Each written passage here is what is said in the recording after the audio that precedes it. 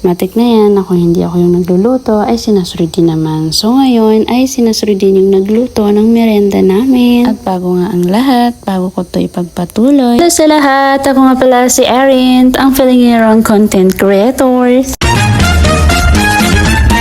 Hindi ko alam kung ako lang ba, pero pag kumakain ako ng pritong saging like this, nilalagyan ko talaga siya ng maraming asukal. Pero yung mga kasamahan ko sa bahay, hindi talaga nila nilalagyan ng asukal kasi matamis na daw yung saging. Pero ewan ko, gusto ko lang talaga lagyan ng asukal kahit naman na matamis. Then the next day ay ako yung magluluto. Pero this time ay hindi na siya pang merienda kundi pang almusal. Dalawa lang kami dito sa bahay dahil yung mother niya and yung kasama naming bata ng pamangkin niya ay nasa school. So habang nagpiprito ako ay tiningnan ko nga sinasunod din sa labas kung ano yung ginagawa niya. So kasama ng mga pato ay eto siya at nagsiselfone. Happy lang ang person. Ewan ko kung bakit parang kinikilig ang person na yan. So hinayaan ko muna dyan kasama ng mga pato niya. At this moment ay morning to and kararating lang din nila galing Parang and ako kasi yung naiwan dito sa bahay. So nagpadala ako ng mangga. Gusto ko nga ng mangga na ipadala is yung native good na naiiwan yung buto niya, hindi sumasama. Yun yung gusto ko. Hindi ko alam kung anong tawag doon.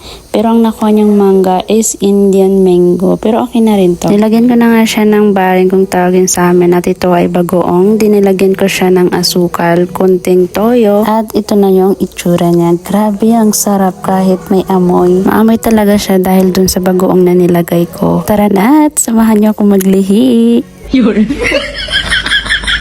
So pagkatapos ko nga dyan kumain ay lumabas ako. Hindi nakita ko naman tong mga pato na kinakain nila yung dahon ng sili. Sobrang tirik pa ng araw. Pero dito ko natatapusin ang video na to. Follow for more. Thank you for watching. Be humble. Bye everyone.